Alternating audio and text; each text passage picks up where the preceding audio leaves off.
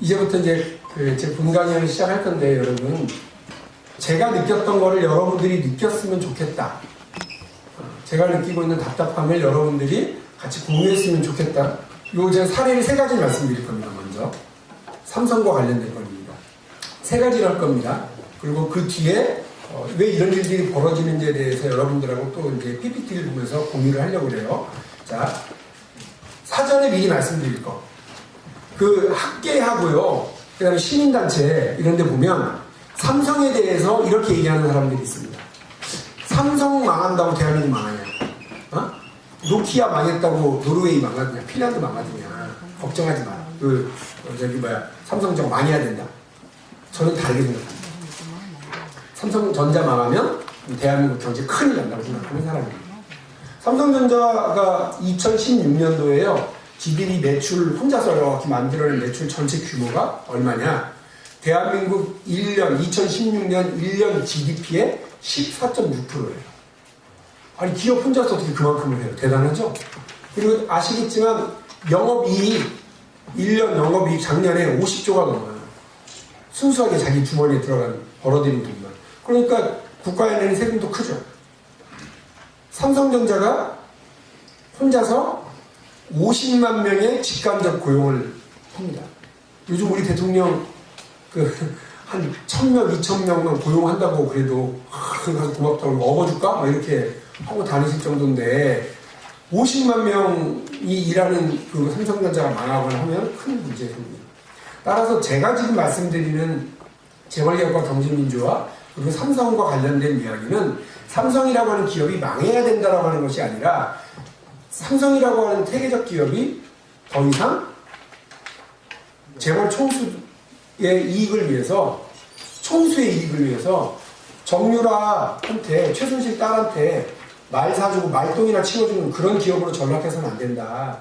삼성이라고 하는 그 훌륭한 두뇌 집단과 훌륭한 네트워크가 더 이상 이런 개인의 이익에, 기업의 이익을 희생시키고 개인의 이익을 위해서 주주의 이익을 희생시키고 개인의 이익을 위해서 시장 경제의 합리성을 무너뜨리고 특혜 범법 행위를 저지르지 않아야 한다라고 하는 생각 때문에 지금 요 강연을 제가 하고 다니는 거고요. 오늘이 지금 69회째 강연입니다. 국회의원 혼자 해봐야 아무것도 못하는구나 하는 걸 깨달은 게 작년 1월 달이고요. 어떻게 하지 고민하다가 작년 3월 20일 날 첫 번째 강연 시작으로 100회 강연을 내가 20대 국회의원 임기 끝날 때까지 해야 되겠다 마음을 먹었는데요. 아직 1년이 안 됐는데 1년 다 돼가는 요즘에 69회를 합니다. 1년 52주잖아요. 한 주에 하나씩만 하면 52회를 해야 되는데 69회를 지금 했으니까, 그리고 70회가 넘어갈 거니까 일주일에 2번, 3번 더 한 겁니다. 제가 전라북도 장수가 고향이고요. 서울에서 계속 섰는데 이렇게 열심히 경상남도에 온 적이 없어요. 거제 4번 갔어요. 통영에 3번 갔어요. 그리고 이 남해에는 지금 처음 왔습니다만 경상남도 이 일원을 엄청나게 돌아다녔습니다. 다 강연 때문이에요. 그 국정감사 중간에도 왔다 갔다 하고 그랬습니다. 그만큼 제가 이 문제를 되게 중요하게 생각을 하고 있고 여러분들하고 공유하고 싶어 합니다. 첫 번째,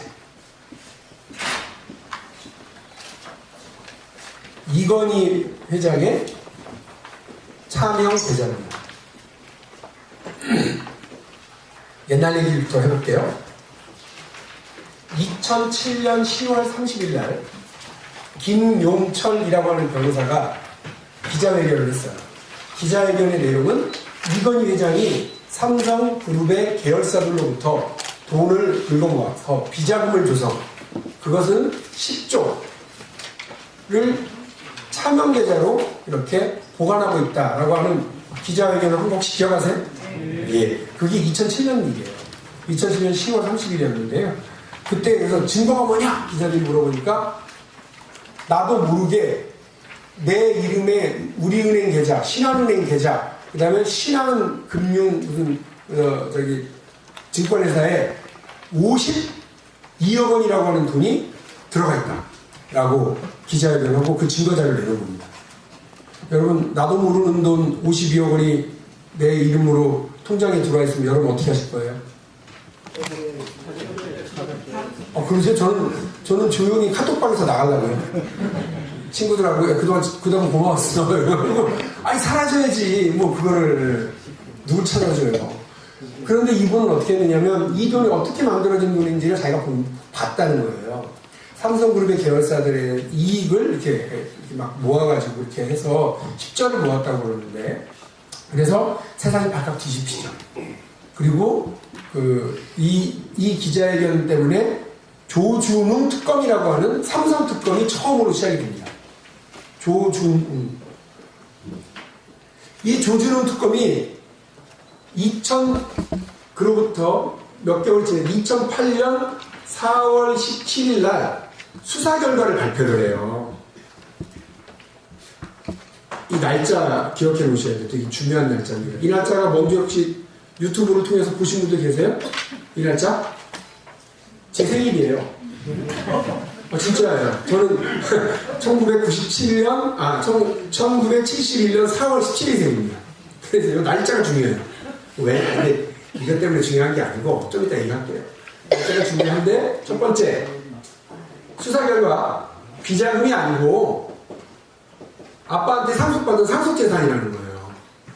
두 번째, 그게 10조가 아니고 4조 5천억 원이라는 겁니다.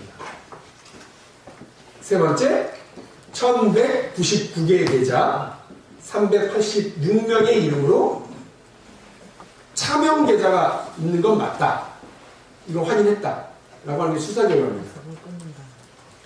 여러분, 비자금일 때와 상속재산일 때와 어떻게 다른 줄 아세요?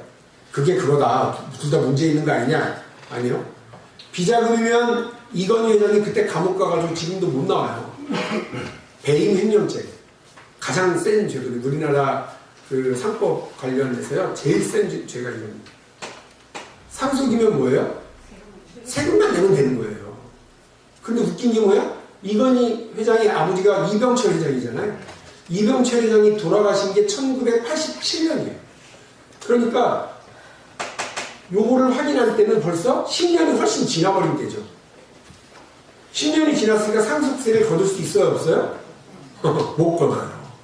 그러니까 상속세를 고스란히 지킨 거죠. 자, 10조가 아니라 4조 5천억 원이라고 했고, 요게 나왔습니다. 그래서 그리고 나서 3일 뒤에 이건희 회장이 방송에 나와서, 생방송에 나와가지고 뭐라고 했냐면, 죄송합니다. 국민 여러분께 사과합니다. 그리고 들어가고, 이학수 부회장이 약속을, 3가지 약속을 하는데, 첫 번째, 이건희 회장 이름으로 다 실명으로 전환한다. 남의 이름으로 돼 있었으니까. 두 번째로, 밀린 세금을 다 낸다. 세 번째로, 사회환원하겠다. 남은 돈을. 그래서 우리는 그런 줄 알았어요. 아무도 거기에 대해서 문제제기를 하지 않고 세월이 그냥 흘러간 겁니다. 약속을 지켰을까요? 세 번째 약속은 확실히 안 지켰어요.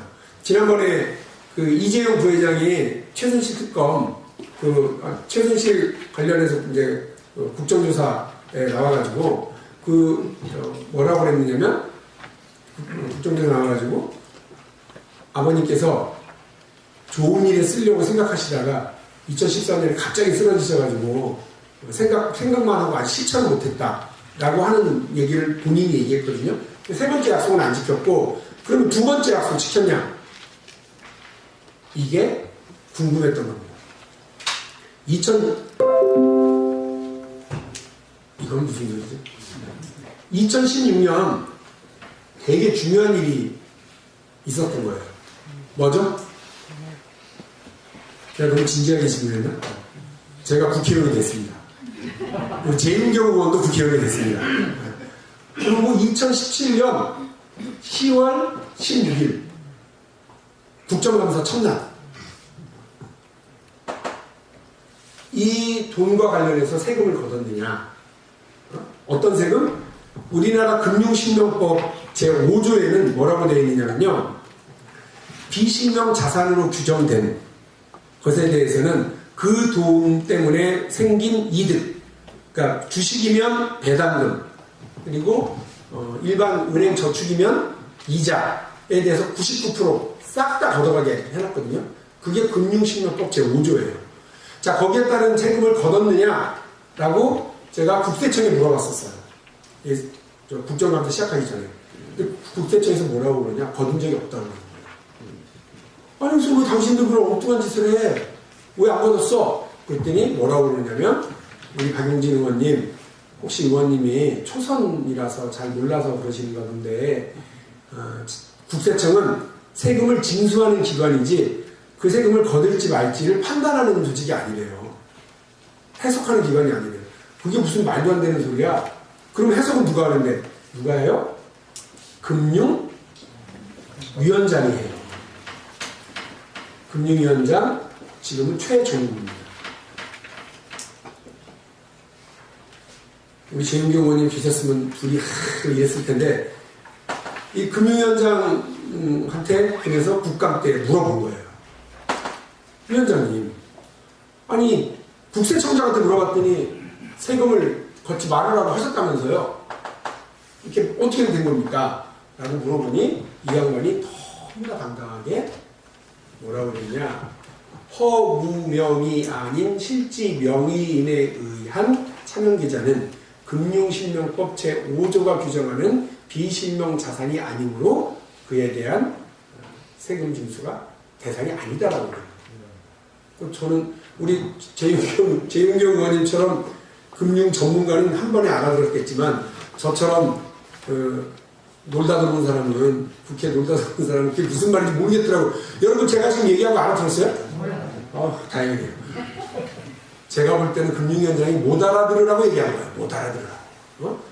박용진 의원님, 초선 의원이라서 잘 모르시죠? 이러면서 어려운 말로 얘기를 한 거예요. 허무명의 아닌 실지명인에 의한 차명계좌는 금융실명법 제5조가 규정하는 비실명 자산이 아니다. 이게 무슨 말이야?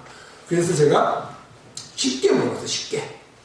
혹시 금융위원장이 하시는 말씀은 이런 얘기입니까? 마루치 아라치, 로버트 태권브이, 마징가 제트, 장길산, 홍길동, 장하와 홍련, 트럼프, 오바마, 이렇게 대한민국에 있지도 않은 사람, 가짜 이름으로 통장을 개설하는 건 문제지만, 박용진 돈을 재윤경 이름으로 통장을 개설해서 숨겨놓는 건 금융실명법 위반이 아니다, 이 말씀이세요? 그랬더니 뭐라고 그래요? 네! 하고 대답해요. 동의하세요, 여러분? 아니, 제가 우리 군수님 이름으로, 이건 말이 안 되지. 내가 내 돈이 훨씬 적은데. 군수님이 박용진 이름으로 통장 개설해갖고 세금 회피하고 그렇게 하는 게 아무 문제가 없다는 게 그게 동의가 되냐고요, 여러분. 말도 안 되는 소리지. 그렇게 대답을 하더라니까. 여러분, 대한민국 고위 관료들 중에요, 제일로 똑똑한 사람들이 누군지 아세요? 금융위원회에 있는 사람들이에요. 오죽이나 똑똑하고 오죽이나 이 양반들이 잘났으면 밖에서 뭐라고 불러? 금융 마피아라고 그래요. 그래서 모피아라고 부른다고. 재경부 간부들, 모피아들, 지들끼리 똘똘 뭉쳐서 똑똑해요. 근데 그 똑똑한 사람들이 1993년 8월 12일 YS가 갑자기 대통령 긴급 명령으로 얘기할 때 YS도 저만큼이나 금융 잘 모르잖아요. 쉬운 말로 얘기했다니까. 그날 뭐라고? 지금 이 시간으로 지금 이 시간으로 대한민국의 모든 금융거래는 실명으로만 가능하다고 얘기했어요. 국민들 앞에서. 근데 이게 무슨 짓이야? 박용진 돈 재윤경 이름으로 숨겨놔도 돼? 그렇다고 얘기하는 게 말이 돼요? 그럼 어떻게 했겠어요? 싸웠지. 대판 싸웠지. 2주 동안 내내. 근데 원래는 비밀이었는데 이제 시간 지났으니까 알려드리면 저 혼자 어떻게 싸워요. 그래서 저도 청와대 가서 진짜 말 안 듣는다고 가서 일러 바쳤지. 그때 청와대에서 불렀나봐. 박용진 말 좀 들어. 이렇게 했나 보지. 그리고 저하고 재윤경 의원하고 이런 사람들이 국회에서 국감 기간 내내 난리를 냈었거든요. 그래서 올해도 안 갔어요. 올해도 안 가고 10월 30일 딱 2주 뒤에 이 금융위원장이 한 입에 두 마디를 하는 거죠. 뭐라 그래, 전화? 이제 박용진 의원님 말씀이 맞습니다. 그래서 앞으로는 그것이 실지 명의인에 의한 차명계좌라 할지라도 금융실명법 5조가 규정하는 비실명 자산으로 규정해서 앞으로는 세금 걷겠습니다. 난리가 났지. 왜? 여러분, 세금은 부과기간이 5년이랍니다. 처음에.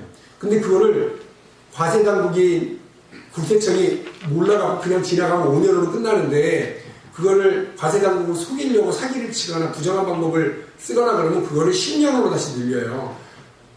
2008년 4월 17일 날 이 사실을 이 차명계좌가 있다는 걸 검찰이 특검이 확인을 했으니까 이로부터 10년의 과세 기간이 부여되잖아요.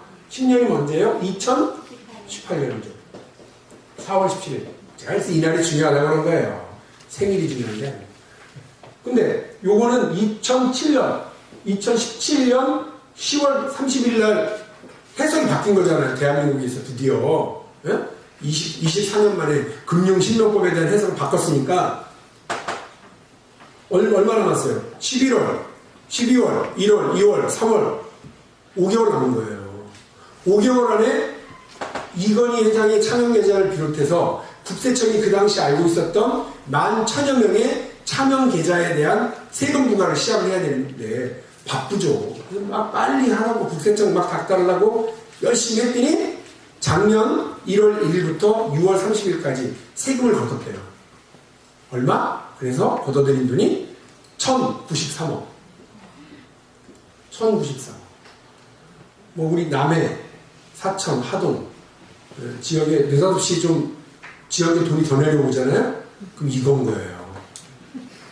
안 믿네. 갑자기 세금이 더 걷은 거죠. 근데 이 돈이 누구한테 걷었을까요?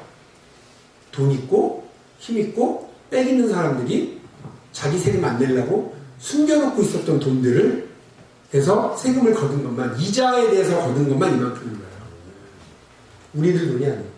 여기 우리 저 어르신 몇 분은 지금 제가 이 저 비자금 관련해서 얘기하니까 약간 걱정스러운 표현이 얼굴이 있으세요. 여러분 그냥 사모님 몰래 혹은 바깥어른 몰래 이렇게 돈 좀 가지고 있는 거 아무 시간도 안 해요. 그거 신경 안 쓰고 여기서 얘기하는 건 상속세 피해가려고 숨겨놓은 돈들 있잖아요. 그거 얘기하는 거니까 너무 걱정하지 마요. 범죄에 의한 범죄 자금으로 쓰이는 돈들 이런 겁니다. 근데 중요한 게 뭡니까? 왜 우리 똑똑한 금융위원장은 해석을 그렇게 하고 있었을까요? 그리고 더 웃긴 거 언제 이런 해석을 확실하게 문서로 만들어서 국세청에 보내줬을까요? 여러분 그때가 언제냐면 2008년 4월 17일 특검이 이건희 회장의 이 계좌를 발표하기 딱 4일 전인 2008년 4월 13일 느닷없이요 저기 광주의 남부세무서가 금융위원회에 공문을 하나 보낸 게 확인됐어요. 나중에 알고 보니까 거기에 뭐라고 되어 있느냐 이건희 회장하고 똑같은 조건에 예를 들어요. A라고 하는 사람이 자기 주변 사람 B, C, D, D 이렇게 해서 이 사람들의 계좌로 돈을 숨겨놨는데 이 사람들은 다 실제 살아있는 사람들이다. 세금을 걷어야 되나요? 말아야 되나요? 굳이 물어봐. 그러니까 금융위원회 과장 한 사람이 자기 전결로 안 걷어도 된다. 라고 하면서 금융위원장이 얘기했던 실지 명의인에 의한 거니까 괜찮다. 라고 공문을 내려보내요. 그 공문을 주고 받은 거를 대한민국에 아무도 몰라요. 그 사람들만 알지. 그리고 그거를 근거로 세금을 걷지 않았던 겁니다. 또 더 중요한 거예요. 여러분 아까 이 4조 5천억 원에 대한 상속세를 못 걷었다고 했잖아요. 상속세가 얼마인 줄 아세요? 50% 넘는 경우도 있어요. 그럼 이게 4조 5천억 원에 세금을 내면 얼마를 내야 됩니까? 이건 이자잖아요. 이자. 1,093억은 이자고요. 네. 2조를 넘게 내야 되는 거예요. 세금을. 근데 그거 못 걷었어요. 그럼 어떻게 법에 의해서 10년 지났는데. 아니요. 이 중에 되게 많은 돈이 사실은 주식으로 돼 있었거든요. 그러니까 주식과 관련돼서 증여세가 상속세고 똑같으니까 증여세를 내야 된다라고 하는 규정이 남의 이름으로 되어 있을 때 그 규정이 바뀐 게 2005년인가 보네요. 이 규정을 적용을 안 했어요. 국세청이. 너무 많아요. 10조? 근데 왜 4조 5천억 원이라고 그러지? 이 돈에 남은 부분이 그럼 없는 줄 알았거든요. 있어요. 봐봐요. 나중에 저희가 민주당에서 막 이걸 파니까 이 조준웅 특검이 어디 인터뷰를 했는데요. 나는 죄가 없다. 그 부실 수사한 거 아니냐? 라고 기자들이 물어보니까 나는 죄가 없다. 그때 기간도 3개월밖에 없고 인력도 되게 조금밖에 안 줘가지고 수사를 할 수가 없었다. 그러면 이걸 어떻게 해서 알아낸 겁니까? 라고 기자가 물어보니까 뭐라고 해요? 삼성이 들고 온 자료였대요. 수사를 통해서 밝혀낸 게 아니고요. 삼성이 들고 와서 그냥 자진 신고한 자료를 그냥 발표한 거라는 거예요.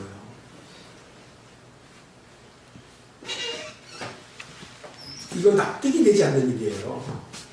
그래서 와 황당하다 이랬는데 그러고 나니까 생각난 게 있지.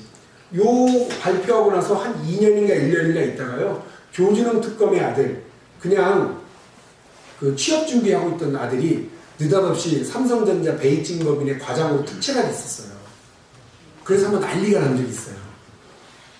저는 여기서 봐주겠다 이렇게 말 못해요. 그럼 제가 잡혀가니까. 근데 이상하죠, 그죠? 다 이상해요. 그리고 작년에 4천억 원이 느닷없이 또 들어갔어요. 이건희 회장의 숨겨놓은 돈 4천억 원. 근데 경찰이 또 그것도 상속재산이래요. 1987년에 돌아가신 분이 상속해놓은 게 지금 또 4천억 원이 또 드러났거든요. 이런 말도 안 되는 일들이 계속 벌어지고 있습니다. 여러분, 여기서 중요한 건 왜 그랬을까?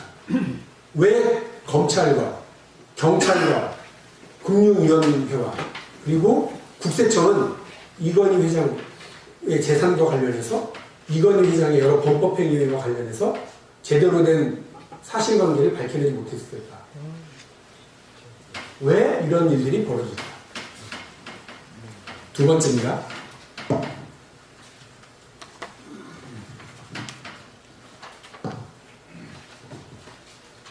두 번째.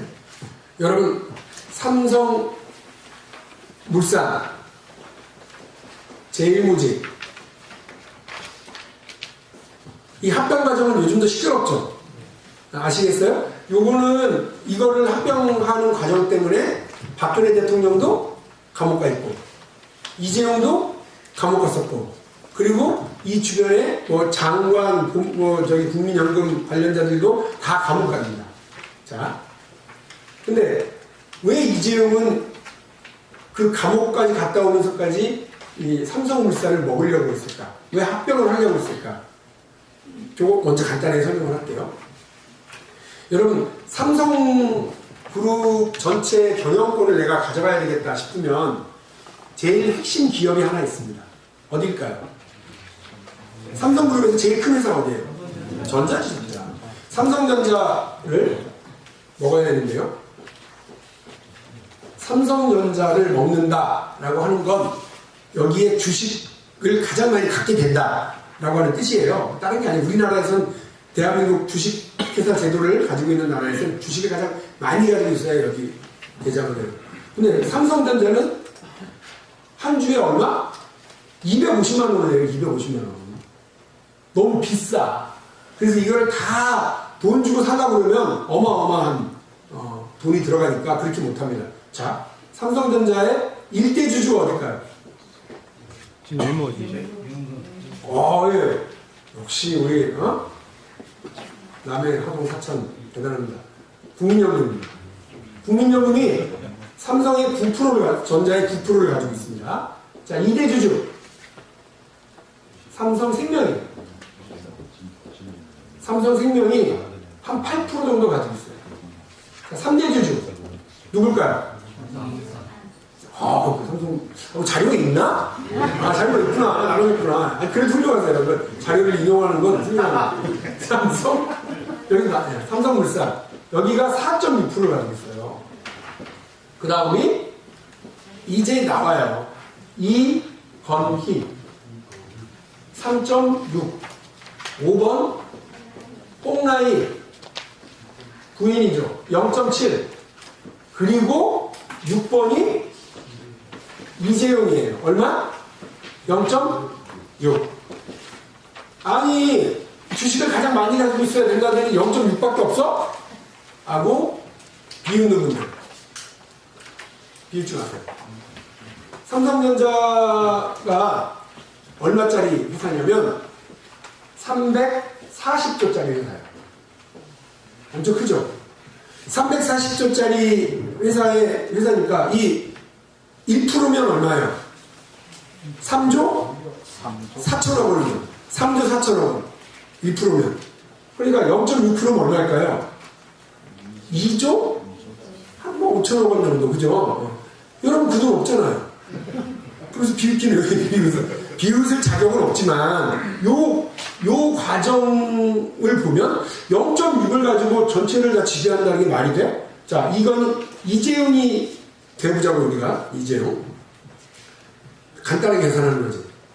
요 중에 내가 다수파를 형성하면 되는 거니까 아빠 거, 내 거, 엄마 거, 내 거, 우리 거 다 합치면 여기가 한 5%쯤 돼요. 5%. 오케이, 됐어. 국민연금? 이거 경영에는 간섭 안 하죠. 그러니까 얘는 가만히 있어. 이거 됐고. 삼성생명. 이 삼성생명은 누가 1대 주주예요? 이건희. 20.2%. 2대 주주? 또 나와요. 삼성물산이에요. 삼성물산이 19.8%에 가지고 있어요. 우와, 여기서 답이 나온 거예요. 그렇구나. 삼성생명의 2대 주주이자 삼성전자의 3대 주주로 엄청난 지분 4.6을 가지고 있는 이 삼성물산을 장악을 하면 삼성전자를 지배할 수 있는 거죠. 그래서 물어봤어요. 벤 사람한테. 야! 내가 삼성물산의 주식 얼마나 있어? 예, 부회장님 단 한 주도 없으십니다. 아, 진짜?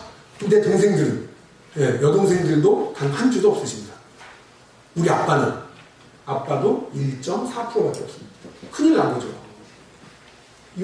근데 이 타이밍에 아버지가 쓰러져 버렸어요. 아버지가 쓰러지고 나니까 이걸 빨리 해야 되는데 삼성물산을 어떻게 먹어? 제일모직으로 합병해서 먹어야 되겠다는 생각을 당연히 하죠. 자, 제일모직 그럼 어떤 회사인지 볼까요? 여러분, 삼성물산은 뭐 하는 회사입니까?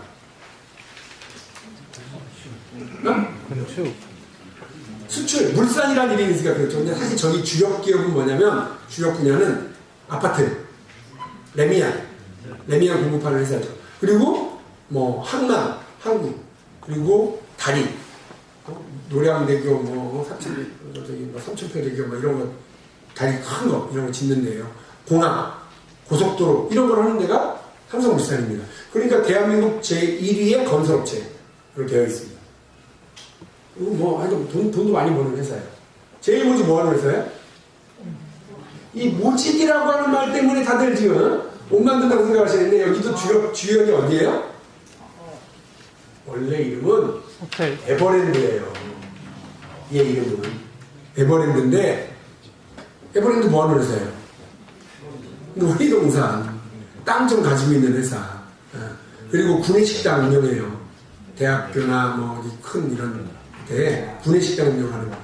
근데 이 회사가 삼성물산을 잡아먹는데 1대 0.3. 다시 말해서 제일모직이 삼성물산보다 3배나 더 가치가 큰 걸로 계산을 해가지고 주주총회에 올라온 거예요. 삼성물산 주주총회. 여기는 이재용하고 그 일가가 50% 정도를 주식을 가지고 장악하고 있는 회사고요. 여기는 엘리엇이라고 하는 회사, 엘리엇이라고 하는 외국 자본도 엄청난 지분을 많이 가지고 있고 국내 여러 그 개인과 회사들이 지분을 많이 가지고 있었거든요. 그래서 주주총회 때 난리가 난 거예요. 야, 어떻게 상식적으로 제일모직보다 우리가 그 3분의 1밖에 안 돼. 그렇게는 장사 안 해. 안 돼, 안 돼. 이러고 부결하겠다는 사람들이 엄청 많았던 거예요. 그래서 어떻게 해요? 국민연금을 동원해서 이거를 찬성을 해주려고 합니다. 여기서 무슨 짓을 저지르느냐. 상식적으로 이 1대3을 만들려고 여기는 어떻게 하면 돼요? 삼성물산의 가치는 떨어뜨리고 제일모직의 가치는 올리고. 그래서 삼성물산에서 무슨 짓을 하느냐면요, 2015년 7월달이 기준일이에요. 그러니까 요 전에는 가치가 떨어지면 더 좋고 요 이후에는 올라가면 더 좋아요. 이 전에 삼성물산의 아파트 공급이 300채밖에 안 해요. 레미안 300채. 그런데 7월 이후에 만 몇백 채를 해요. 그렇게 되니까 아파트 공급 물량이 적고 이러니까 삼성물산이라고 하는 기업 가치가 어떻게 돼요? 떨어지죠.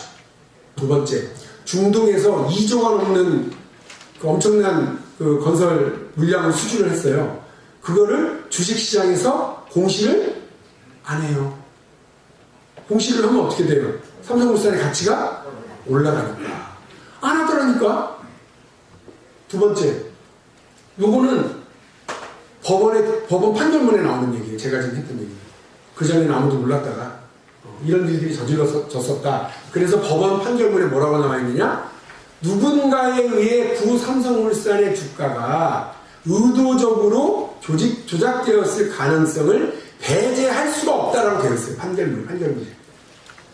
나 지금 시원하게 이 조작됐구만 이렇게 얘기할 텐데 우리 또 판사님들은 말씀을 조심스럽게 하잖아요. 그래서 누군가에 의해 조작되었을 가능성을 배제할 수 없는 걸로만 얘기가 되어 있어요. 이제 제일모직을 띄워야죠.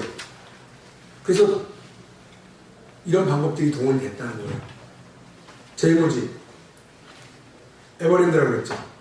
에버랜드가 그 주로 뭐 하는 데라고요? 놀이동산. 용인의 땅이 엄청 많겠죠.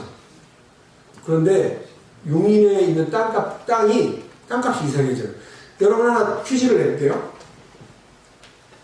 평상시에 땅값이 높은 게 좋아요? 낮은 게 좋아요?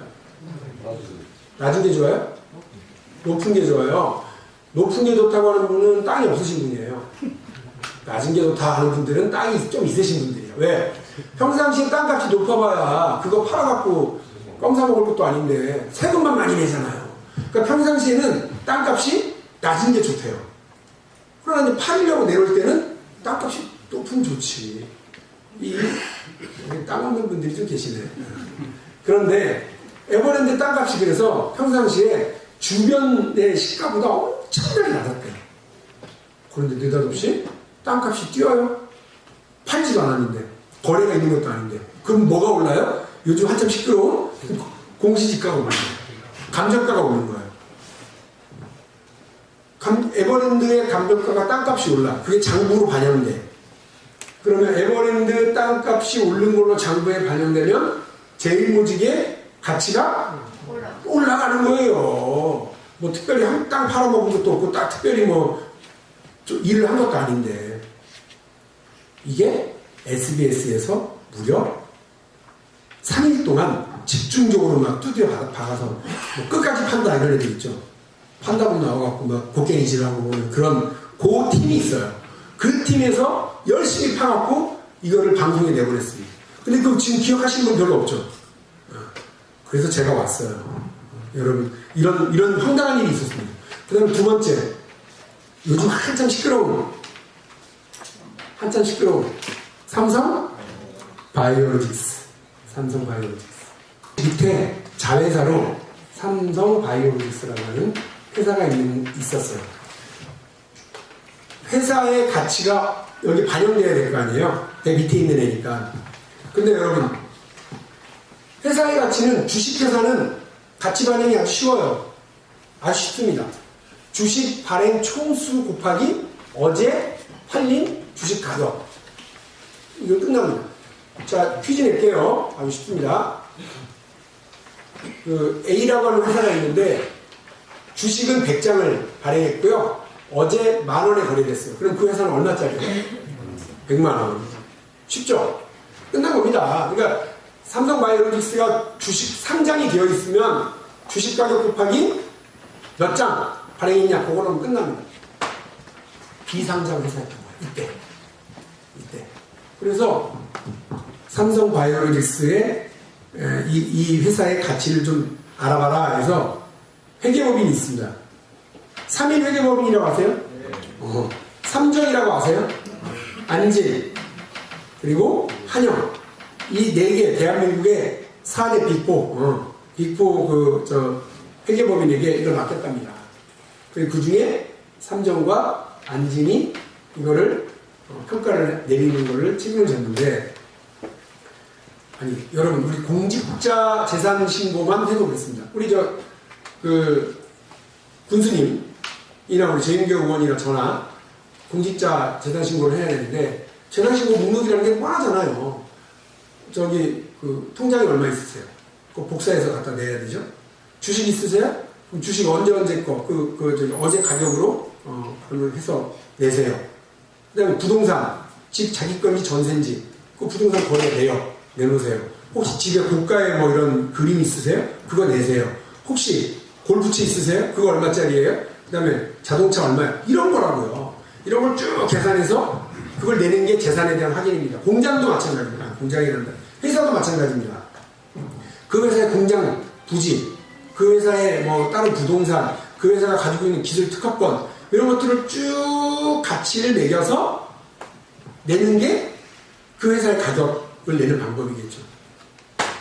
근데 제가 국회의원이 돼가지고 확인을 해보니 엉뚱한 짓을 했더라고요. 엉뚱한 짓을. 어떻게 했느냐? 혹시 여기 주식 뭐 투자하시는 분, 주식 투자라고 하니까 좀 센가? 주식 좀 가지고 계시는 분 좀 있죠. 근데 그걸 살 때, 팔 때, 여러분 뭐 증권회사에서 내놓는 증권 보고서 이런 거 읽으세요? 안 읽으세요? 그냥 막 감으로 막 때려요? 근데 증권 보고서를 낸대요. 애널리스트들이. 그런데 증권사의 보고서는 그 보고서를 보고 투자를 했다가 쫄딱 망해도 책임을 져요, 안 져요? 안 집니다. 왜냐면 투자 최종 결정 당신이 했는데 내가 왜 책임져? 그래서 거기서 써내는 거는 참고용이지 실제 그것을 가지고서 무슨 정부가 무슨 판단을 하고 이러지 못해요. 그런데 삼정하고 안진이 무슨 짓을 했느냐면 6개 증권사에서 증권 보고서를 썼는데 이 증권 보고서 중에 삼성 바이오로직스가 곧 상장될지도 모르는데 아마 그 가치가 이만큼일 거야 라고 하는 구절이 있는 거예요. 어디는 9조 6천억 원으로 가치평가를 하고요. 어디는 3조 한 몇천억 원, 3조 6천억인가? 차이가 커요. 6개 회사가. 어디는 6조, 어디는 5조 이렇게 했어요. 이걸 어떻게 해요? 더해요. 하나, 둘, 셋, 넷, 다섯, 6개를 더하고 나누기 6을 해가지고 평균값을 내요. 이거를 삼성바이오로직스의 기업 가치라고 들고 온 거예요. 그러니까 엄청나게 뻥튀기 튀겨갖고 왔어요. 그리고 그거를 누구한테 들고 가요? 찬성을 해야 되나 말아야 되나 벌벌벌 떨고 있고 청와대가 자꾸 조인트 까고 야 찬성해 하고 있던 국민연금. 국민연금은 아무리 봐도 자기들이 찬성하면 삼성물산에 자기들이 주식을 많이 사왔기 때문에 손해보거든요. 그러니까 반대를 해야 되는데 이걸 느닷없이 찬성을 해. 뭘 보고? 야 에버랜드에 땅이 엄청 많대야. 그래갖고 그거 좀 비싸대. 이게 반영시키면 기업이 되게 괜찮은 기업이래. 제일모직이. 그리고 삼성 바이오로직스 가격을 보니까 엄청 비싸. 누가 그래? 삼정하고 안진이라고 그 사람은 그 유명한 법인 회계법인 있잖아. 거기서 이렇게 해갖고 봤어? 못 봤어? 그러니까 국민연금에도 여러분 있잖아요. 양심적인 사람도 있었던 거예요. 아니, 청와대가 뭐, 아무리 뭐라고 해도 이건 절대 찬성하면 안 됩니다, 본부장님. 이렇게 보고를 하고 버티고 있다가, 삼정안진이라고 하는 회계법인이 이렇게 분석을 해왔다고 하니까 어쩔 수 없이 찬성을 해줬던 거예요, 여러분. 그렇게 해서 우리의 노후연금이 몇천억이 공중으로 날아가 버린 겁니다. 그리고 그 이익은 다 고스란히 이재용하고 그 일가가 가져간 겁니다. 제 친구가요, 회계사예요. 제 고등학교 친구인데, 공부 엄청 잘하던 놈이에요. 그 공부 잘하는 애들, 똑똑한 애들이 삼정, 안진, 이 회계법인에 1000명씩 있어요, 1000명. 1500명씩 있어요, 회계사만. 그 회계법인이 집값한다는 게 더하기하고 나누기를 해가지고요. 그거를 국민연금에 갖다 주고, 국민연금은 그거 받아보고 그걸로 찬성 표결을 해준 거예요. 더 황당한 건 제가 물어봤어요. 금융위원장님, 어떻게 이런 일이 벌어집니까? 그랬더니 우리 금융위원장이 뭐라고 그러는지 아세요?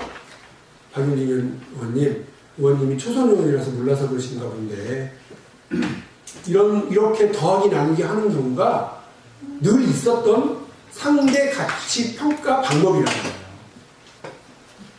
아, 그렇구나 그랬어요, 저는 처음에. 나 모르니까 이런 걸. 아, 그래요? 더하기 나누기. 아, 그럼 회계사 하기 쉽네요. 이러고 말았어. 근데 내 친구한테 물어봤지, 회계법인 하는 애한테. 야, 너 이렇게 더하기, 증권사가 내놓은 그 보고서 보고 더하기 나누기 해갖고 기업가치 보고 하냐 했더니 막 웃어요. 야, 우리가 깡짓거 헤엄치는 줄 알아? 어? 거저먹는 줄 알아? 이러더라고. 근데 이런 얘기를 했다. 그때 깜짝 놀랐어. 근데 이 시장에서, 회계법인, 회계사 시장에서 금융위원장한테 찍히잖아요? 장사 다 해요. 죽어요. 그러니까 이 친구가 뭐 절대 내가 어디 가서 이런 얘기 했다고 하면 안 된다. 어? 너랑 나랑 친구의 인연을 끊어야 된다. 내가 이런 말 했다고 말아이? 그러면서 이거 말도 안 되는 방법이라고 얘기하더라고요. 그래서 내가 그 다음에 금융위원장을 국회에서 만나서 자료 요구를 했습니다. 위원장님, 지난번에 이렇게 더하기 나누기 하는 방법을 상대가치 평가다 그래서 시장에서 맨날 쓰는 방법이라고 했었죠? 예. 그 분명합니까? 네. 그러면 삼성 바이오로직스 말고 한 건만 더 찾아다 주십시오, 저한테. 이렇게 방법 해가지고 기업가치 평가한 경우를 가져오라고. 있어요, 없어요? 없어요. 못 갖고 와요. 지금까지 못 갖고 와요. 해가 바뀌었는데. 어떻게 이런 일이 벌어지죠, 여러분?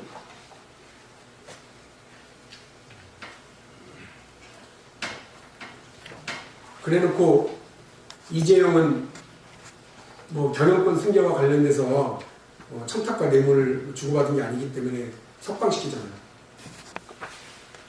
어떻게 그런 일이 벌어지죠?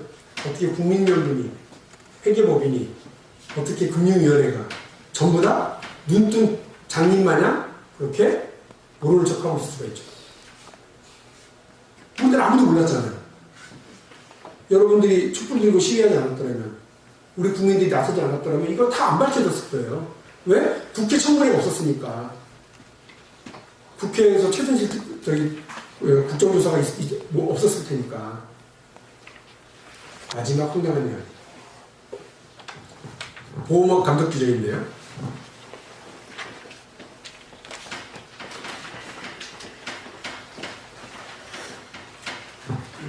여러분 보험 다 있으세요?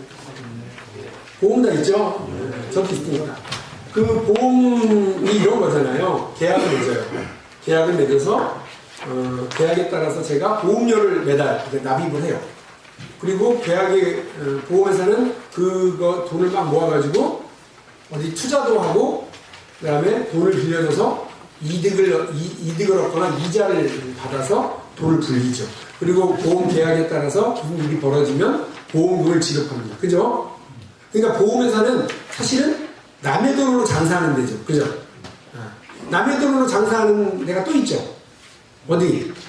은행은 그렇고 저축은행이 그렇고 증권회사가 그렇습니다. 이런 금융회사들은 그래서 사실은 위험한 일들을 하고 있는 일들이에요. 그래서 남의 돈으로 장사하기 때문에 행여나 엉뚱하지 못하도록 규제가 많이 있어요.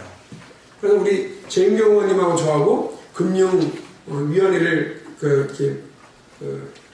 피감기관으로 하고 있었기 때문에 정무위원회에 있었기 때문에 그런 규제가 잘 적용되고 작동되는지를 매번 이렇게, 왜냐면 우리 국민들이 낸 돈이니까 그걸 잘 관리하라 이렇게 지켜보고 있었죠.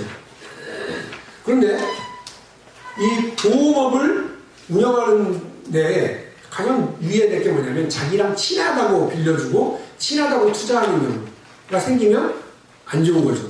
특히나 우리나라처럼 재벌 계열사들에게 금융회사들이 자기 같은 계열이라고 투자하고 이렇게 돈 빌려주고 할까 봐서 그거를 이제 규제를 많이 해놨는데 법에 뭐라고 되어 있냐면 보험업법에 계열사 주식을 보유를 할 수 있다 없다?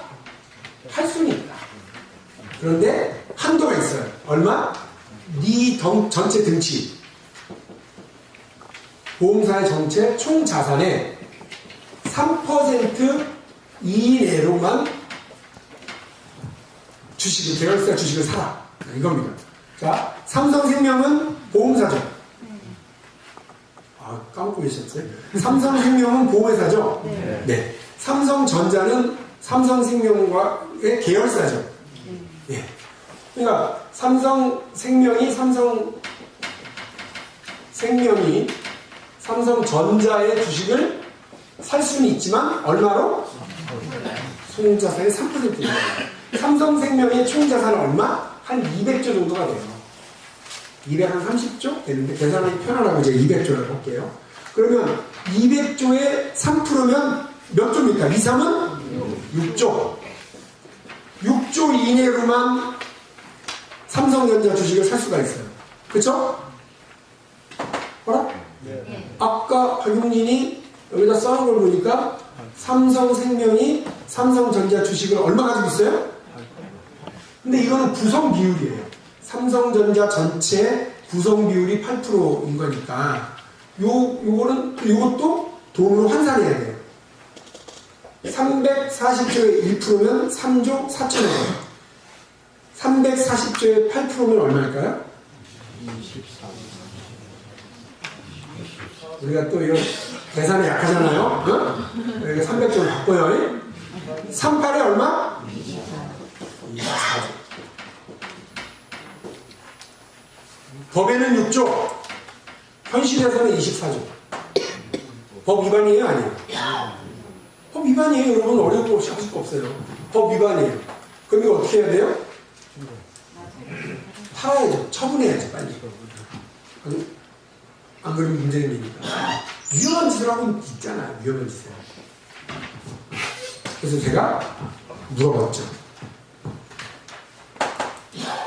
금융위원장님, 어떻게 이런 일이 벌어집니까? 라고 그랬더니 뭐라고 그랬겠어요? 시덕가. 네. 의원님이 초선이라 잘 몰라서 그러시는가 본데, 보험은 위험한 자산 아닙니까? 남의 돈으로 장사하는 데 아닙니까? 그러니까 이렇게 아주 보수적으로 계산을 하도록 제가 했습니다. 어떻게 했는데요? 이 총자산 3%를 계산할 때 시장 가격으로 계산하지 말고 처음에 그걸 샀을 때 취득 원가로 계산하도록 제가 보험업 감독 규정에 규정을 해놨습니다. 그러면 무슨 소리지? 아니 그러면 취득했을 때 원가가 얼마지? 삼성생명이 삼성전자를 처음 샀던 해가 그 주식을 샀던 해가 얼마예요? 1988년이에요. 올림픽 있던 해. 그때 얼마 주고 사요? 5만원. 지금 얼마라고 그랬어요 제가? 250만원짜리를 5만원으로 계산해서 좋다라고 떡 해준 거예요.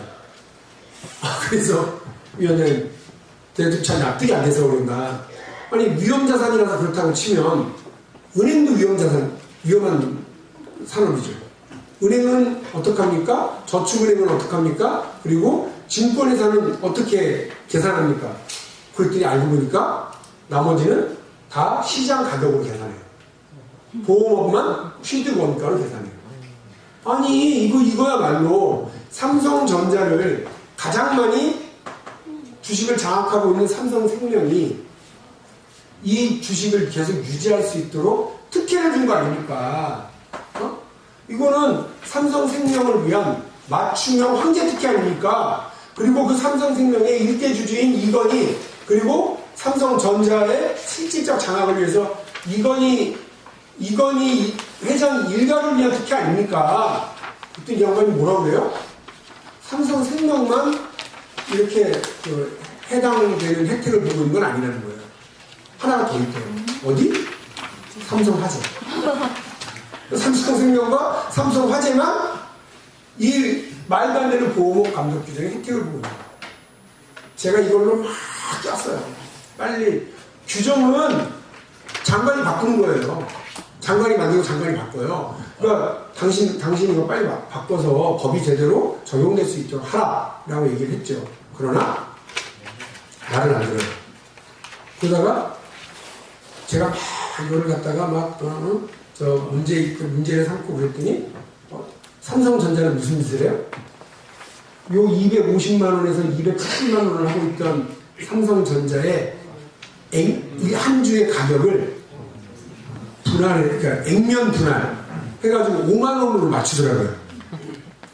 나 그거 황당했어요, 진짜 황당했어요. 5만 원으로 액면 분할을 했어요, 작년에. 그리고 여기서는 뭐를 해요? 그냥 삼성전자가 빨리 이걸 알아서 해결해야 라고 그 성명서 하나 발표가 끝나요. 그래도 이건 안 된다라고 계속 주장을 했더니 어떻게 돼요? 제가 정무위원회 재윤경 의원과 같이 있다가 교육위원회로 쫓겨났어요. 그리고 한유총 사태가 거기 가서도 H 비리하고 문제 제기하고 하다 보니까 그런 일이 벌어졌어요. 누가 쫓아냈어요? 비밀입니다. 네, 그것까지 얘기했어요. 그러나 이거 보면 여전히 왜 비밀입니까?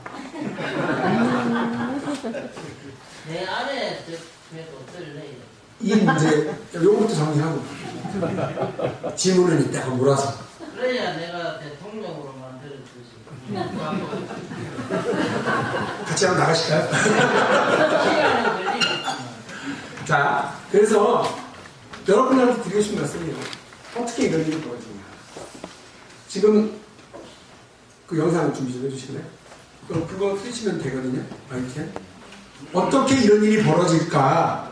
그리고 왜 박용진이 이 멀리 남해까지 와서 아무리 재윤경 의원하고 친하다고 하더라도 여기까지 와서 이 얘기를 할까? 자, 이제 답을 찾을 시간 한 10분, 15분 정도만 더 진행하면 될 것 같아요. 뉴스거든요? 이 뉴스, YTN 뉴스인데 한 2분짜리인데 보세요. 보시고 얘기를 더 진행할 텐데 황당합니다. 일감 몰아주기 편법 증여를 근절하겠다면서 규제를 만들었는데요. 상품이라는 단어 하나 때문에 여기서 재벌 부담이 줄었습니다. 특히 현대차그룹 정의선 부회장이 가장 큰 혜택을 입었는데요. 최민기 기자가 단독 보도합니다. 지난 2011년 정부는 재벌가의 편법 증여를 차단하겠다며 증여세법을 손질했습니다. 그룹의 비상장사를 싼 값에 자녀들에게 물려준 뒤 일감을 몰아주는 일이 재벌가 내의 관행처럼 성행했기 때문입니다. 개정된 법에 따라 친족회사나 그룹 계열사 등 특수관계 법인과의 내부거래 비율이 전체 매출의 30%를 넘으면 증여세가 부과되기 시작했습니다. 그런데 그 뒤로 과세 인원이나 금액이 오히려 큰 폭으로 감소하면서 줄곧 실효성 논란에 시달렸습니다. 그 이유 가운데 하나는 기획재정부가 시행령 안에 뒤늦게 끼워 넣은 단어 때문이었습니다. 당시 기재부는 수출을 장려한다는 명분으로 수출 목적으로 해외 법인과 거래한 매출액은 일감 몰아주기 과세 대상에서 빼주기로 했습니다. 처음 입법 예고안 안에는 과세 대상 매출 범위에 제품만 포함됐지만 나중에 확정된 안에서는 느닷없이 제품이 아닌 상품까지 추가된 겁니다. 세법에서 제품에 대한 규정이 있다면 제조업을 지원하기 위한 거고요. 상품에 대한 규정이 있다면 이것은 제조업과 관계없이 도소매업이나 유통업을 의미하기 때문에 이 작은 변화로 현대가는 막대한 혜택을 입습니다. 정의선 현대차 부회장, 경영권 승계의 핵심 계열사인 현대글로비스는 내부 거래 비율이 한때 80%도 넘는 수준이었습니다. 그러나 글로비스는 제조회사가 아닌 유통물류회사, 제품이 아닌 상품 거래까지 인정되는 물꼬로 정 부회장은 막대한 증여세를 피해갈 수 있게 됐습니다. YTN이 입수한 국세청 자료를 보면 2012년 당시 정 부회장이 내야 할 증여세는 238억 원 정도였지만 이 조항에 힘입어 무려 208억 원가량을 감면받았습니다. 글로비스의 해외 법인 거래가 늘면서 2014년 무렵부터는 아예 증여세를 내지 않은 것으로 확인됐습니다. 상품이란 단어가 포함되지 않았다면 그간 정 부회장이 냈어야 할 증여세는 무려 1,000억 원에 육박할 것으로 추산됩니다. 그렇다면 당시 상품이란 단어는 어떻게 추가됐을까? 기획재정부는 무책임한 답변을 내놓았습니다. 상품이 제품이가 뭐 그게 뭐죠? 하나하나에 엄청난 의미를 부여하시고 있는 것 같은데요. 이제 보시다 보면요. 아이 뭐 상품 만드는데 뭐 그럼 제품도 넣어야지 하고 이거 넣을 수 있는 거고 뭐 그런 거지. 그 상품 제품으로는 특별한 의미가 있는 건 아니고 처음에는 이런 정도 고민했는데 이런 정도 고민까지 확대했다. 그런 것도 내용은 전혀 없어요. 하지만 YTN 취재 결과 당시 재계를 대변하는 전국경제인연합회 전경련은 기획재정부의 입법 예고 이후 기재부를 찾아가 상품까지 포함해달라고 요청한 것으로 확인됐습니다. 그리고 전경련의 이런 요구는 얼마 안가 현실이 됐습니다. 일감 몰아주기를 막겠다고 법을 도입해놓고도 정작 담당 부처의 허술한 규제 설계 탓으로 재벌과 편법 증여에 되려 면죄부를 주었다는 비판을 피하기 어려워 보입니다. YTN 최민입니다. 재벌그룹의 여러분 그 일감 몰아주기의 전형을 처음 만든 데가 어딘지 아세요? 아까 잠깐 봤죠. 에버랜드. 그 개인 회사를 하나 만들고요. 그 개인 회사에 자꾸 일감을 몰아줘가지고 계열사들이 부를 키우고 거기서 주식을 핵심 계열사의 주식을 사가지고 그걸로 이제 실질적인 지배를 하는데요. 아주 웃긴 예가 뭐냐면 여기 이제 현대자동차 경우는 글로비스를 만들어서 그렇게 한 거예요. 물류회사. 그리고 거기에 증여세 너무 일감을 많이 몰아주니까 증여세를 물리겠다고 했더니 증여세를 물리겠다더니 상품은 빼는 걸로 해가지고 이렇게 한 1,000억 원의 세금을 빼주는 겁니다. 세금을 아이고 저 기업을 위해서 세금 좀 덜 걷어야지. 기업한테 증여세 안 물려요 여러분? 정의선이 내야 되는 돈이에요 그거. 정의선이 증여세는. 그런데 안 냈다는 거잖아요. 뭘 안 내게 해줬다는 거잖아요. 아주 웃긴 경우가 있는데요. 그러니까 삼성과 현대 가면 다 따라해요. 여러분 그 BBQ라고 아세요? BBK는 이명박 거고 그죠? BBQ. BBQ는 닭장수입니다. 근데 여기가 보통 그 닭을 이렇게 튀기기만 하는 데가 아니고요. 여러 관련해서 포장하는 회사, 운반하는 회사, 여러 회사가 있더라고요. 그런데 그 회사에서 가장 핵심 기업은 뭐겠습니까? BBQ 본사지, 그죠? 닭 관련해서. 그런데 이 회사가 자식한테 경영권을 물려주려고 했나봐요. 어떤 일을 하느냐면 일단 지주회사를 만듭니다. 지주회사, 제네시스라고 하는 지주회사를 만들고요. 그리고 나서 자식한테 1억 원인가 밖에 안 되는 돈을 증여를 해요. 1억. 그러니까 증여세 냅니다. 내고 남은 돈으로 뭘 만드느냐? 소스 회사를 만들어요. 소스 회사. 여러분, 아이들 닭 사줄 때 보면은, 단맛, 매운맛, 또 무슨 머스타드, 소스, 이래가지고 소스를 만들잖아요. 그걸 또 따로 사잖아요. 그 소스를 만드는 회사를 만들어서, 수의 계약을 맺어가지고요. 소스를 사주는 거예요. 한 100원짜리를 200원에 사고 막 그랬겠지 뭐. 일방적으로 사주니까 소스 회사가 돈을 많이 벌죠. 그리고 그 돈 번 걸 가지고 뭐 해요? 제네시스라고 하는 지주회사 주식을 사더라고요. 50%가 넘어버렸어요. 근데 처음 아버지가 아들한테 1억을 증여해줬을 때, 언제예요? 아들 중학교 2학년 때예요. 지금 대학생이에요. 그 대학생이 지금 얼마 전에 뉴스 보셨는지 모르겠지만 해외 나가가지고 깽판 치고 그러다가 게다가 회사 돈으로 생활비 되고 이랬다고 해서 난리가 좀 났어요. BBQ. 여러분 이렇게 하는 게 우리 기업을 위해서 도움이 돼요. 도움이 된 것 같아요. 그죠? 이거 어떻게 앞으로 먼저? 그쪽으로. 자, 이건 쭉 그냥 보세요. 아까 제가 말씀드렸던 내용들이 다 사실이다. 그런 걸 확인해주는 내용들이고요. 보호 감독 규정 넘어갑니다. 이거 다 자료 있죠?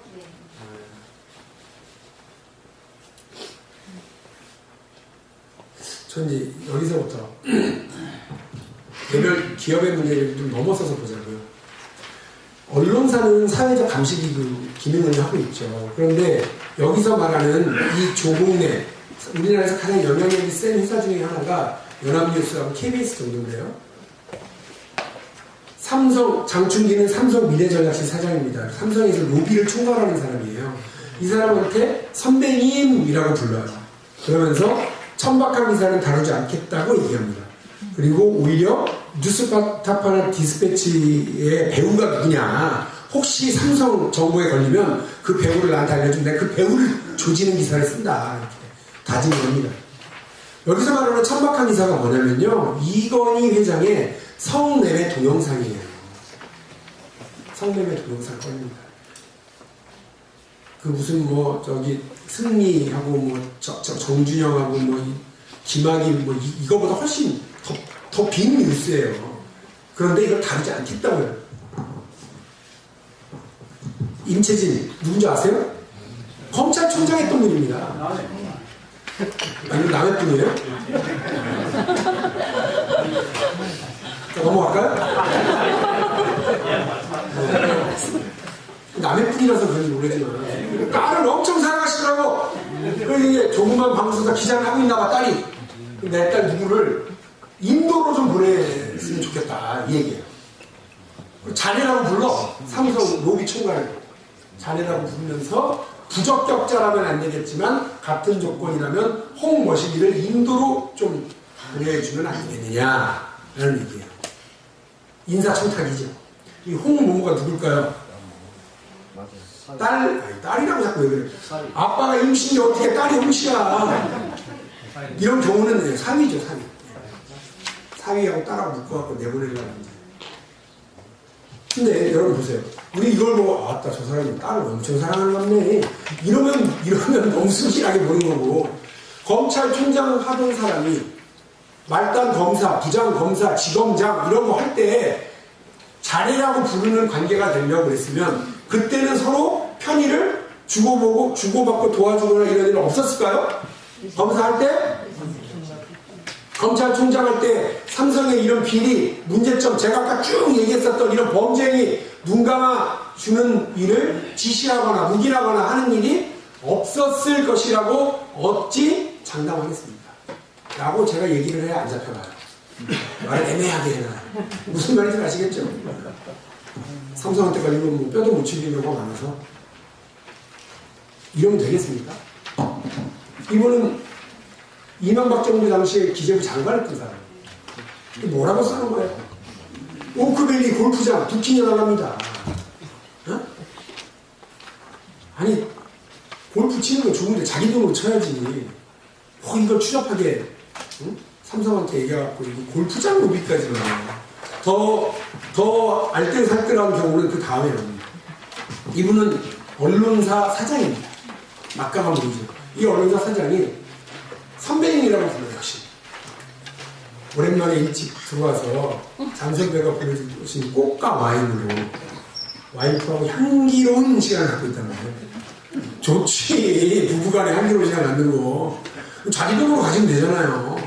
뭘 굳이 이런 와인 그거 몇 푼 한다고. 근데 내가 어디 가서 와인 몇 푼 한다고 했더니 어떤 기자가, 야, 네가 모르는, 야, 너 초선원이라 그러니? 엄청 비싼 거야. 그러더라고요. 비싸든 싸든 와인은 이마트 가서 사면 되지. 여기 보세요. 고위공무원의 181건 10년 사이 삼성으로 갑니다. 기가 막혀요.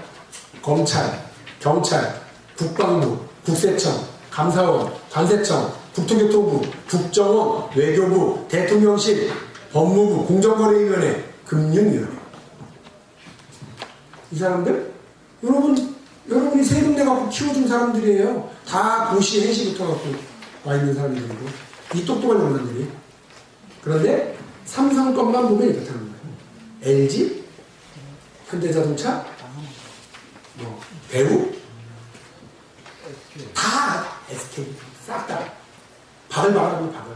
이렇게 되면 여러분, 아니 뭐 옷 벗고 이리 가는 거야, 뭔 상관이야? 아니, 상관이 두 가지 그거가 있는데요. 첫 번째, 후배들이 그럼 나는 이제 옷 벗고 이제 저리 가는구나. 그러면 저 사람들하고 뭐 이렇게 있을 때는 조금 신경 써야 되겠네? 이런 생각 하죠, 그죠? 두 번째, 다 선배들인데 전화해가지고 김 과장, 김 국장 잘 지내지? 그래. 애는 잘 커? 그래? 벌써 대학 갔어? 이번에 내가 삼성 가서 있는 거 알잖아. 야, 그건 좀 봐줘라. 에이. 그러면서 다 일들이 시작되잖아요. 심지어는 국회의원도 같더라고요. 사회이사. 국회의원 점잖잖아. 사회이사로 왔어요. 아주 사회가 그냥 아주.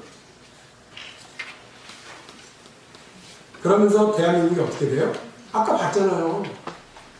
내부거래 못하게 한다고 증여세 물리겠다고 했더니 다 빠져나가요. 그런데 그런 와중에 한국 경제는 어떻게 돼요? 재벌 2세 지분율이 큰 회사에서 내부거래 비중이 심각하게 됩니다. 이 얘기는 재벌 계열사와 재벌 총수 일가의 이익이 우선하는 사회가 만들어지고 있고 그런 경제 조건과 상황이 만들어진다는 겁니다. 그럼 어떤 일이 벌어지느냐? 아까 말한 것처럼 일감 몰아주기 등으로 인해서 기업이 돈을 버는 게 아니라 사익 편취로 35조 원이라고 하는 혜택을 재벌 총수 일가가 받다는 거예요. 이 돈이 사실은 누구한테 기업한테 이익이 가면 누구한테 이익이 돌아갑니까? 주주한테 가요, 주주. 주주들한테 먼저 배당금으로 갑니다. 그 다음은 노동자들에게 월급으로 갑니다. 그 다음은 소비자들에게 더 싼 가격으로 서비스와 재화가 공급되겠죠. 근데 그렇게 안 되는 거죠. 그래서 한국 경제의 암울함을 표시하는 것 중에 하나가 있습니다. 유니콘 기업이라고 부르는데요. 유니콘이라고 머리에 뿔난 말. 행운의 상징인데 그 유니콘 기업, 클럽이 있는데 2018년 현재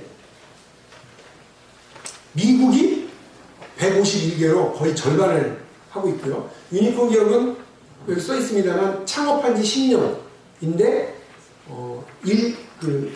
10억 원, 10억 달러. 그러니까 우리 돈으로 1조 2천억 원 정도의 가치를 가진 회사를 얘기하는데요. 우리나라는 겨우 6개밖에 없어요. 왜 이럴까요? 요걸 보면 알아요. 이 우아한 형제들. 이게 혹시 뭐 하는 회사인 줄 아세요? 들어보셨어요? 우아한 형제들? 배달의 민족이에요. 이 배달의 민족 회사인데 배달의 민족이 우리 앱으로 짜장면 시켜 먹고 이러는 데잖아요. 대기업이 아직 이건 안 하고 있는 거예요. 심지어는 이제 부동산 거래해주는 직방, 한방 이런 것들도 이제 막 투자해가지고 들어오기 시작하고요. 이 6개가 다 아직 그 대기업과 재벌기업들이 손을 안 댔기 때문에 이만큼 살아나는 거고요. 미국은 상대적으로 왜 저렇게 잘 돼요? 미국은 스타트업 기업들과 후발 벤처 기업들이 클 수 있는 공간들을 많이 만들어놨어요. 반독점 처벌법이 확실하게 서 있는 나라고 이미 100년 전에 독점 자본들을 해체해버렸기 때문에 그래서 미국에서는 우리가 10년 전에 듣도 보도 못한 기업들이 지금 세계 제1, 2, 3위를 다 달리죠. 아마존, 구글, 페이스북 이런 회사들이 4차 산업혁명을 선도해 나가고 있거든요. 10년 전에는 들어보지도 못했잖아요. 우리는. 소비자들에게도 선택의 기회가 없다. 그리고 아까 아주 비싼 가격으로 소비자들한테 일방적으로 시장에서 갑질한다고 그러는데요. 오늘 토요일, 내일 일요일 집에서 이제 아침에 바쁘니까 밥 해 먹지 말고 빵 먹고 때우지 아침을. 빵 사러 어디로 가세요? 빵집. 예. 파리바게트, 남해에 파리바게트 없어요? 있죠? 저 없는데 대충 이렇습니다. 빵집은 파리바게트 혹은 뜨레주, 이마트, 그 다음에 장보러는 이마트, 홈플러스. 여기는 이마트 홈플러스 있죠? 여기도. 영화보로 CGV, 롯데 시네마. 자동차는 현대자동차. 핸드폰은 삼성. 이렇게 선택폭이 줄어들면서 여러분 얘기 들으셨죠? 현대자동차가 한국에 팔 때하고 미국에 팔 때하고 가격 차이 있다는 거예요. 그 얘기 들어보셨어요? 그 사고 날 때 에어백 빵 터지잖아요. 그 에어백도 미국에서는 가장 좋은 에어백도 쓰고요. 한국에서는 한 단계 낮은 것을 썼어요. 얼마나 열이 받았든지 사람들이 이 현대자동차 불매운동 걸고 난리가 났어요. 근데 현대자동차, 우리 국민이요, 현대자동차 엄청 팔아들어가지고 70%가 넘는 시장 점유율을 보여줬었어요. 근데 지금 안 사요, 젊은 사람들은. 미안한 얘기지만. 현대자동차 그러면서 영업이익률이 낮아갖고 큰일 났다고 그러는데, 자기 무덤 판 거거든요. 심지어는 2014년에 세타2 엔진을 장착한 그 같은 차종의 차량들을 미국에서는 리콜을 해주는데 대한민국에서는 안 해요. 그래서 국정감사 그걸 가지고 막 뭐라고 했거든요. 그때 뭘 했는 줄 아세요? 미국의 엘라바마 공장은 새로 만든 공장인데 거기는 좀 더러운 먼지가 있었고요. 한국의 아산 공장은 오래된 공장이라 먼지가 없대요. 그 얘기를 듣고 내가 초소년이라 몰라서 그런지 모르지만 그럼 말도 안 되는 얘기를 국회에서 하더라니까요. 그 결국 어떻게 되는 거 아세요? 1년 더 버티다가 제가 독한 놈이거든요. 1년 더 버티다가 결국은 리콜 다 해줬어요. 그러니까 그걸 보면서 국민들이 그러니까 한국 소비자들이 시장에서 얼마나 피해를 보는지 이렇습니다. 그다음에 나머지는 이게 다 기업에게 부담을 주는 거. 조현민, 조현아 사건, 금호아시아나, 그 기내식 대란 이거 다 기업 총수가 자기 혼자서 멋대로 판단하다가 이렇게 다 엎어져 버리는 경우들이거든요. 제가 드리는 말씀은 그렇습니다. 불 켜셔도 될 것 같습니다. 한국 경제 위기라고 그럽니다. 근데 계속해서 이렇게 재벌, 대기업이 우선하는 이런 방식으로 계속 가다 보면 방금 제가 보여드린 것처럼 시장에서 왜곡 현상이 벌어질 수밖에 없어요. 자본주의 시장 경제의 가장 좋은 점은 합리적 선택, 효율적인 계약 관계가 형성된다는 거거든요. 근데 이렇게 한쪽이 일방적인 힘을 가지고 있게 되면 나머지 중소기업, 소비자, 국가 권력 다 누린당하는 것을 보여주고 있는 겁니다. 우리 민주주의는 법치주의 그리고 상권분립으로 사실상 유지됩니다. 근대 민주주의의 철학은 두 가지였죠. 법률에 의한 통치 그리고 그 권력의 견제와 균형이었습니다. 그런데 재벌들이 이제는 국회에서 법을 못 만들게 해요. 국회에서 법이 만들어져도 관료들이 행정부에서 제대로 적용 못하도록 작업을 해요. 행정부가 혹시 법을 적용을 했더라도 그거를 법을 어기면 검찰이 기소를 엉뚱한 걸로 해요. 기소가 돼서 재판을 하더라도 판사가 예쁘게 판결해요. 아니 이러니까 대한민국의 법을 어기는 건 힘있고 돈있고 빽있는 놈들은 법을 다 어겨요. 심지어는 군대 가는 것도 그렇잖아요. 우리 할아버지는 아들 6이고 딸 2이에요. 근데 아들 6 다 군대 갔다 왔습니다. 우리 아버지 형제분들. 우리 아버지는 아들 3에 딸 하나인데 저까지 다 아들들은 군대 갔다 왔어요. 저는 아들만 2이에요. 군대 다 보내야 돼요. 근데 대한민국에 돈 있고 힘 있고 빽 있는 사람들은 군대 안 가요, 아들들이. 왜 황교안 총리는 황교안 대표는 군대를 안 갔다 왔는지 모르겠지만 이재용 부회장은 골프를 그렇게 잘 친대요. 근데 허리가 아파서 군대를 안 간 거 아닙니까? 정말 그러면 안 되는 거 아니잖아요. 이런 불평등이 계속해서 시장에서 만들어지고 우리 사회에 불평등이 누적되면 우리 젊은이들이 대한민국에서 기회를 펼치고 살아갈 생각이 나겠습니까?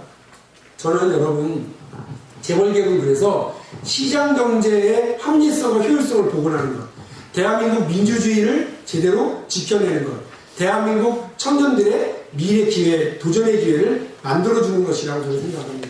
쉬운 일 아닙니다. 재벌들에게 찍히면 영화를 그냥 파묻혀요. 여러 명 골로 간 거 여러분 아시잖아요. 근데 박용진은 사실 뭐 잃어버릴 것도 별로 없어요. 물론 다음에 공천 못 받아가지고 응? 백수 되면 뭐 골치 아프겠지만 그럼에도 불구하고 여러분 저는 해보려고 그래요.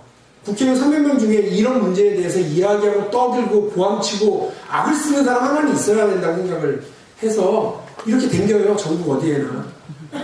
근데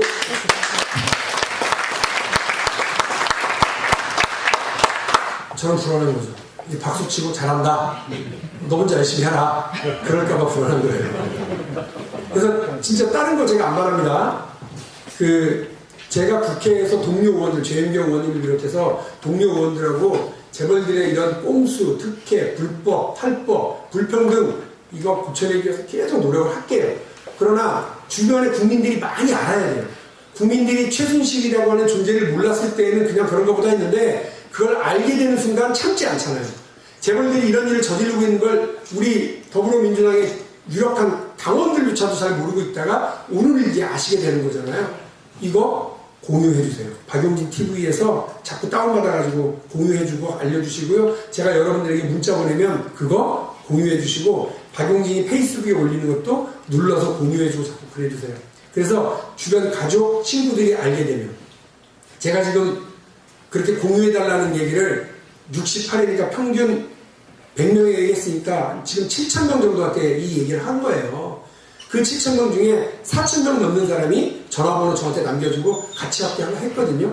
여러분도 같이 해주세요. 그래서 대한민국의 새로운 가능성 열어나가고요. 더 살기 좋은 대한민국 만드는데 우리 남해사천 하동의 지역 주민들과 민주당 당원동지 여러분들이 함께 해주시면 고맙겠습니다. 감사합니다.